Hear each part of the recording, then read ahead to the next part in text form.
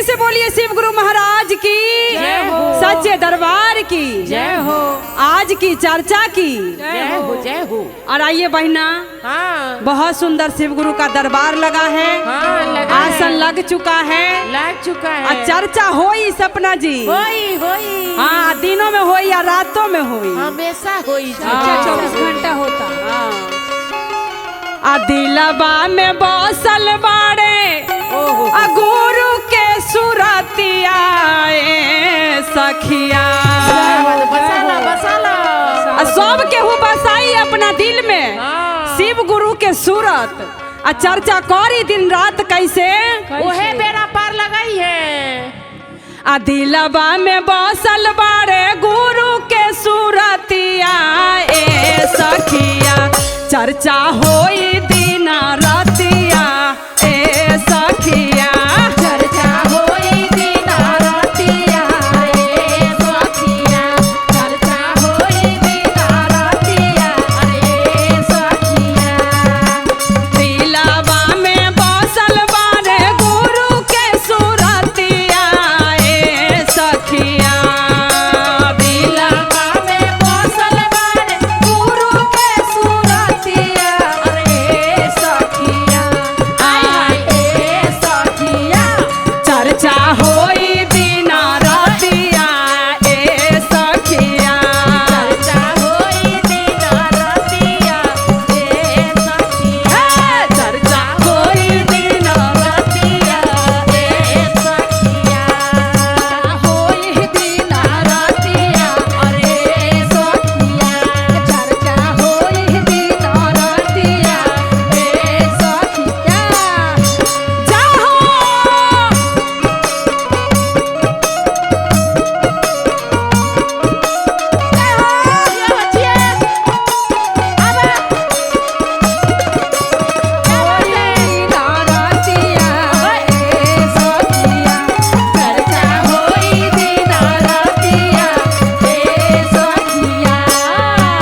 चर्चा करना गइली दूर देश गाँव में।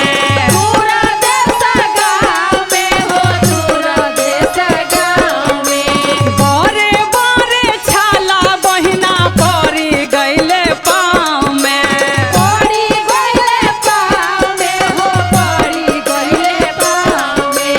चर्चा करना गइली दूर देश गाँव में।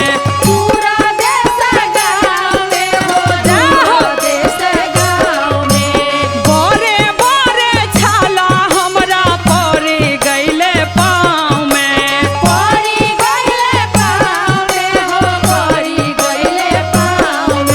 आ कहियाल बुझिहे गुरु हमारो विपतिया ए सखिया।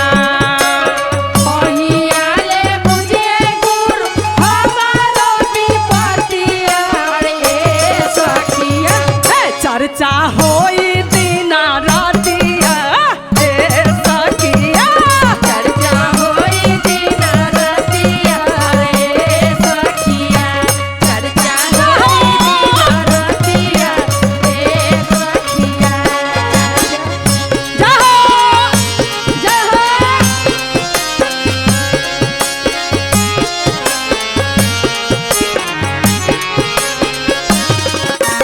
होई दिन रातिया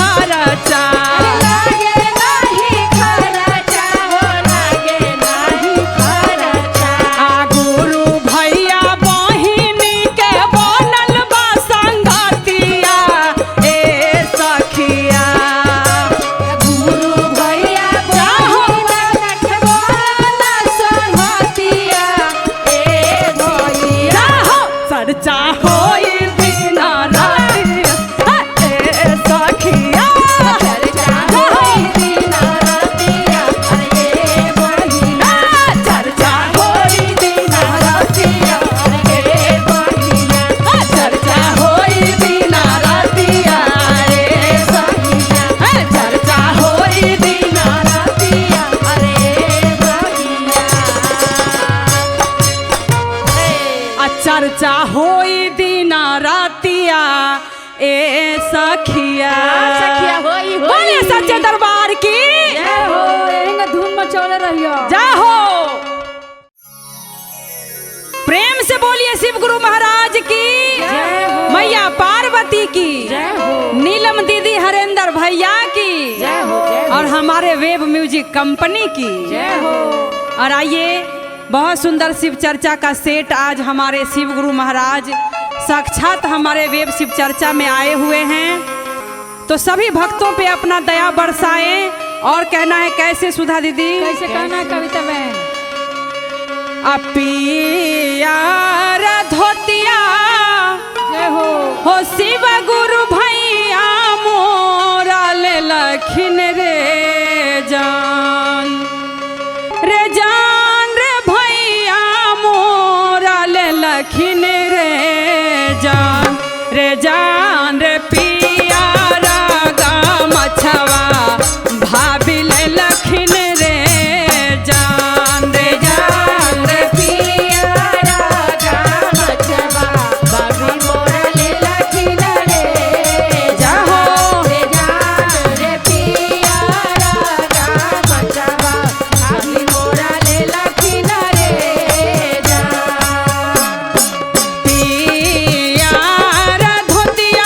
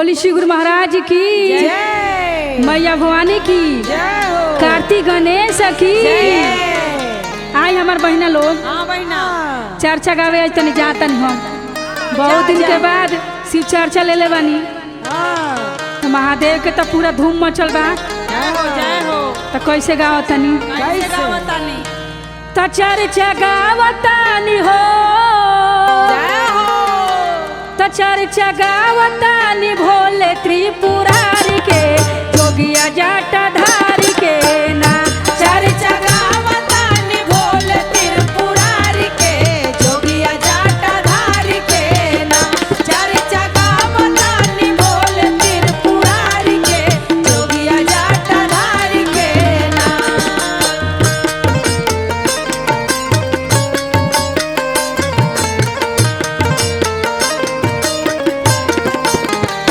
चर्चा गावतानी भोले त्रिपुरारी के जोगिया जाटा धारी के ना चर्चा गावतानी भोले त्रिपुरारी के जोगिया जाटा धारी के ना अमीर हो गरीब सिवा सबके करीब शिवा सबके करीब शिवा सबके करीब अमीर हो गरीब सिवा सबके करीब शिवा सबके करीब शिवा सबके करीब संग में पूजतानी हो तो संग में पूजतानी गौरा महातारी के जोगिया जाट धारी के ना संग में पूजतानी गौरा महातारी के जोगिया जाटा धारी के ना संग में पूजतानी गौरा महातारी के जोगिया जाटा धारी के ना बोलिए मैया पार्वती की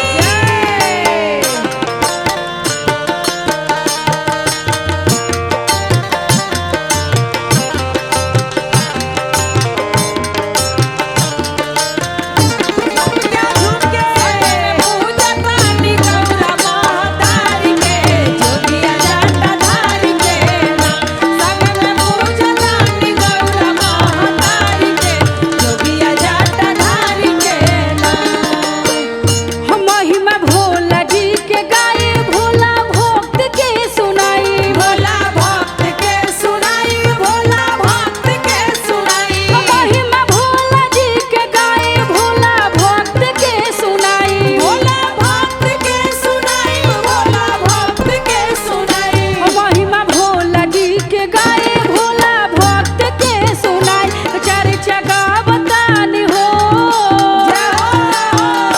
चर्चा गावतानी भोला त्रिपुरारी के जोगिया जाट धारी के ना चर्चा गावतानी भोला त्रिपुरारी के जोगिया जाट धारी के ना चर्चा गावतानी भोला त्रिपुरारी के जोगिया जाट धारी के ना चर्चा गावतानी भोला त्रिपुरारी के जोगिया जाटा धारी के ना सुधा चर्चा तो गावे महिमा भोला के सुनावे महिमा भोला के सुनावे महिमा भोला के सुनावे सुधा चर्चा तो गावे महिमा भोला के सुनावे महिमा भोला के सुनावे महिमा भोला के सुनावे और जी करतानी हो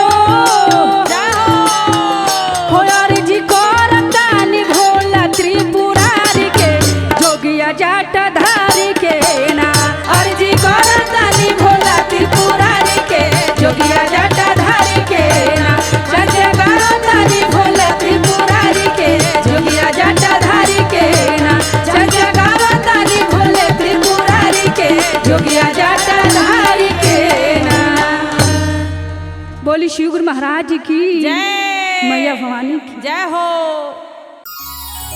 प्रेम से बोलिए शिव गुरु महाराज की जय हो। मैया पार्वती की जय हो। और आइए सभी गुरु भाई बहन से रिक्वेस्ट है हाँ कि शिव गुरु के चरणों से जुड़िए जुड़िए। और हमारे साहेब जी का कहना है क्या कहना है? कि आओ चले शिव की ओर, चले शिव की जंगल की ओर नहीं जाना है, नहीं नहीं, शिव की ओर चलना है और 3 सूत्र का पालन करना है सभी गुरु भाई बहन को। बिल्कुल करेंगे। और आइए उसी 3 सूत्र के माध्यम से मैं भजन लेके आई हूँ और कहना है कैसे कैसे हो? बेली फूल खिला लई, चमेली फूल खिला लई, चमेली फूल खिल लई, छोटी नाना दे, छोटी नाना दे, गेंदा फूलवा भैले का चनार, छोटी नाना दे, गेंदा फूलवा भैले का चनार, छोटी जाहो गेंदा फूलवा भइले का चनार। बेली फूल खिला लई, चमेली फूल खिला लई, चमेली फूल खिला लई, बेली फूल खिला लई,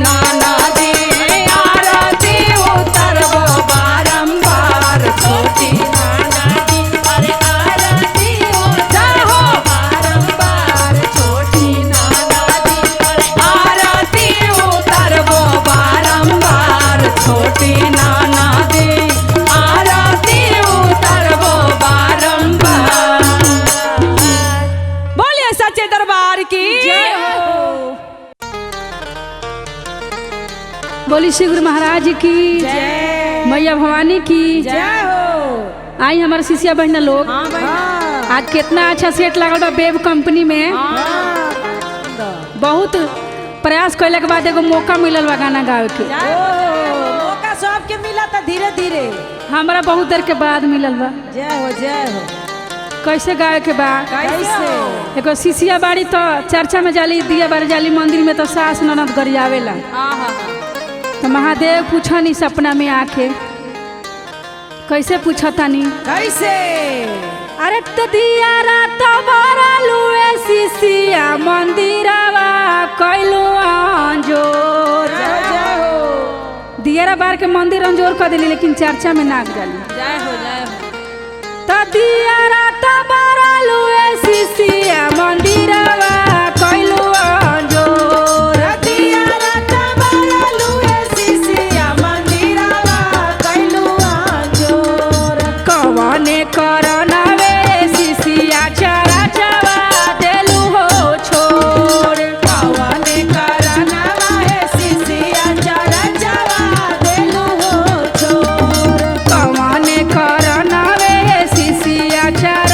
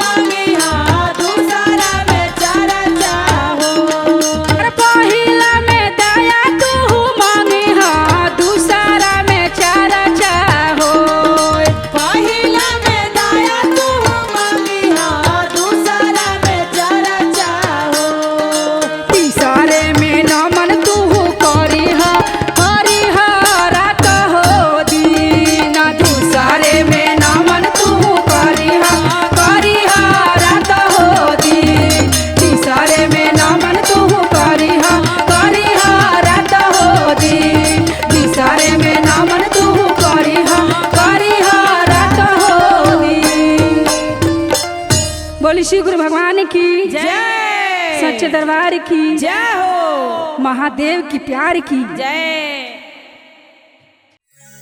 प्रेम से बोलिए शिव गुरु महाराज की जय हो। हर हर महादेव की जय हो। और आइए बहना जुड़िए शिव गुरु के चरणों से। और हमारे यहाँ जो शिव चर्चा हो रहा है इसमें 3 विधान बताया गया है जो हमारे साहेब हरिंद्र आनंद भैया और माँ नीलम दीदी आनंद ला करके हम सबको दिए हैं। पूरा देश विदेश पूरा विश्व में फैलाए हैं इस 3 सूत्र को। तो आप सभी भी पालन कीजिए। पहला नियम है शिव गुरु से दया मांगना है कि हे शिव आप मेरे गुरु हैं, मैं आपका शिष्या हूँ, मुझ पे दया कीजिए। और दूसरा में है चर्चा करना है कि मैंने शिव को गुरु बनाया, आप भी बना के देखिए, कोई खर्चा नहीं है, कुछ नहीं है इसमें। और तीसरे में है कि नमः शिवाय से गुरु के चरणों में प्रणाम करना है। बोलिए मैया भवानी की जय हो। अनिलम दीदी गुरु बनैली आ तूहू बना के देख। जय हो महादेव। अनिलम दीदी गुरु बनैली तूहू बना के देख। नीलम दीदी गुरु बनाइली तू बना के देख। गावे गावे चर्चा होला, गावे गावे चर्चा होला, तूहू करा के देख। गुरु बहिना गे तोहर होई तौ बेरा पार, गुरु बहिना गे तोहर होई त बेरा पार, गुरु बहिना रे। तोहर होई त बेरा पार, गुरु बहिना रे। जय हो। हर हर महादेव। जय हो। क्या बात है बहना।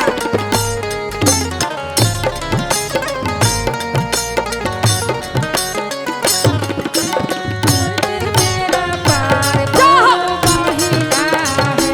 तोहर होई त बेरा पार, गुरु बहिना है। इहो चर्चा के 3 नियम बा, तीनों पालन तू कर। चर्चा के 3 नियमवा, तीनों पालन तू कर। है शिव चर्चा के 3 नियमवा, तीनों तू पालन कर। चर्चा के 3 नियमवा, तीनों तू पालन कर। बिगड़ल कमवा सफल होई, बिगड़ल कमवा सफल होई, बेरा होई पार। मोर बहिनिया गे तोहर होई तब जय जयकार, मोर बहिनिया गे तोहर जय हो। बेरा पार, गुरु बहिना रे। तोहर त बेरा पार, गुरु बहिना रे। जय हो। झूम जाओ, झूम के। क्या बात है।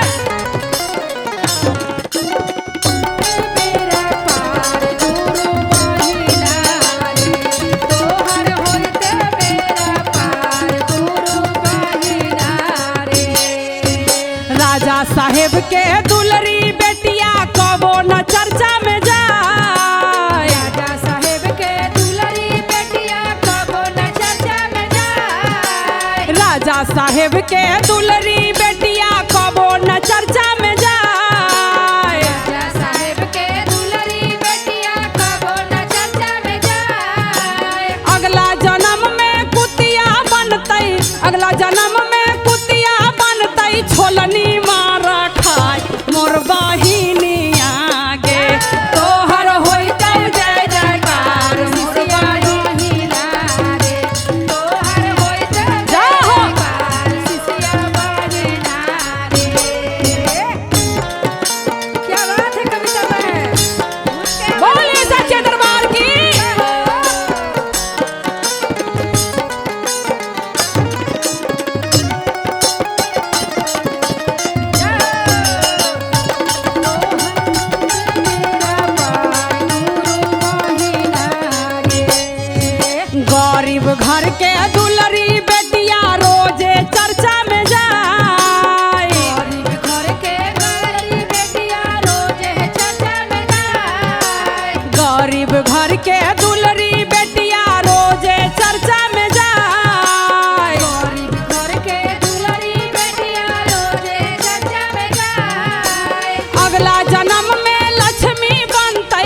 अगला जन्म में लक्ष्मी बनतई घरे घर पूजाय मोर बहिनिया गे तोहर होइतौ जय जयकार मोर बहिनिया हो तोहर होइतौ जय जयकार मोर बहिनिया गे तोहर होइतौ जय जयकार मोर बहिनिया गे तोहर होइतौ जय जयकार मोर बहिनिया रे।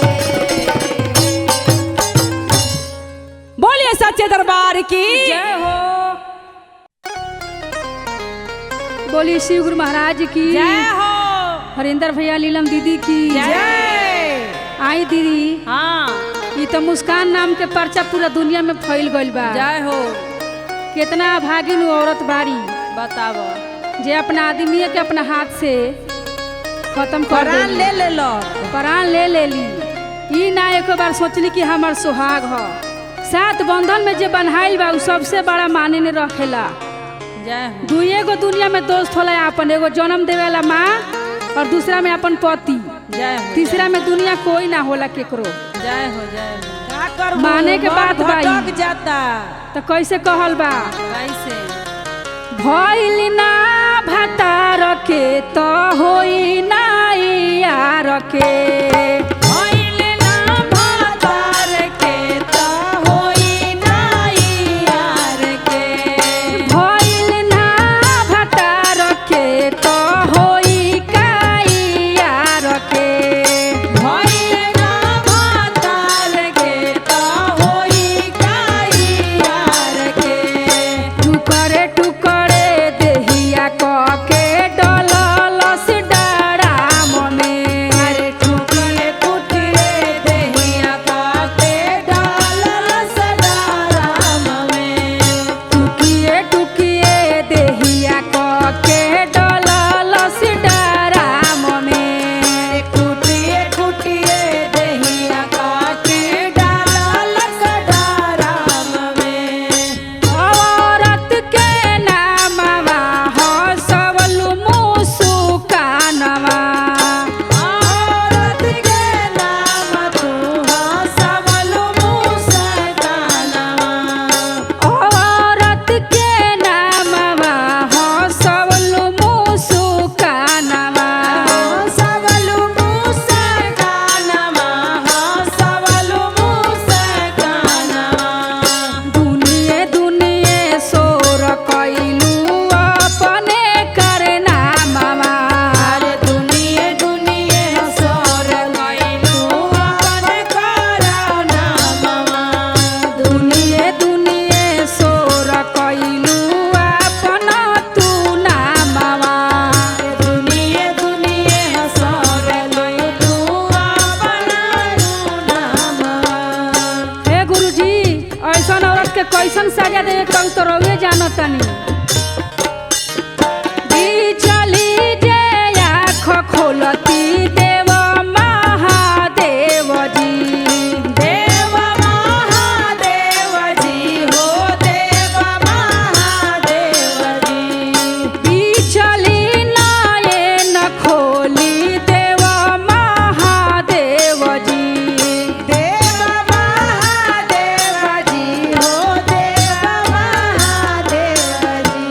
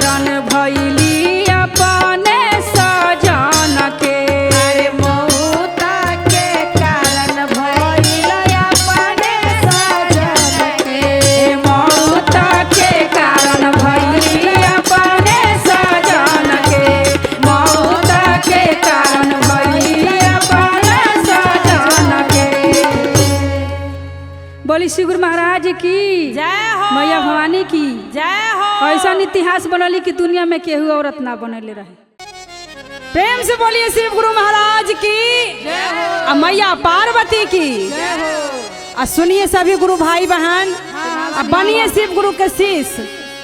जब शिव गुरु के दीवानगी छाएगी तभी ये मन लगेगा। और आइए गुरु जी के चरण में। केकरा से कहबो दिलवा के बतिया, अके ही हरि है विपतिया हो। केकरा से कहबो दिलवा के बतिया, केकरा से कहबो दिलवा के ही हरि है विपतिया हो। आब हे बहिना आब हो भैया, बन जा तू हूँ शिष्या हो। आब हे बहिना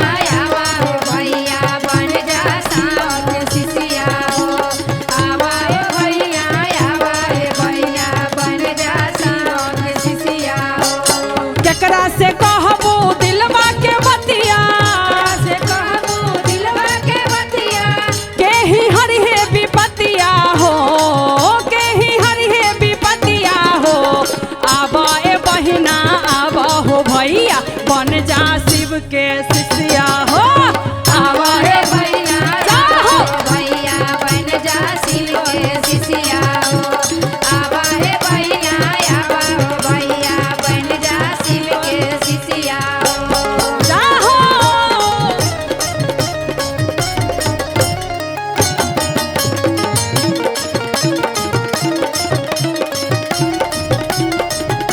आवो रे भैया आवो रे बहिनी बन जा शिव के शिष्या रे। आवा रे भैया आवो रे बहिनी बन जा शिव के शिष्या रे। के ही लई है मिसरी बदमवा, मिश्री बदमवा हो मिश्री बदमवा, के ही लई है गुरु जी के फलवा। गुरुजी के फलवा हो गुरुजी के फलवा, के ही बनी है कंगनमा हो। के ही बढ़िए कंगनवा हो। आबो हे भैया आबो हे बहिनी, बन जा गुरु जी के शिष्या हो। आबो आवा हे रे भैया आवा रे बहिनी बन जा शिव के शिष्या रे। आबो हे भैया आवा रे बहिनी बन जा शिव के शिष्या रे। जाहो।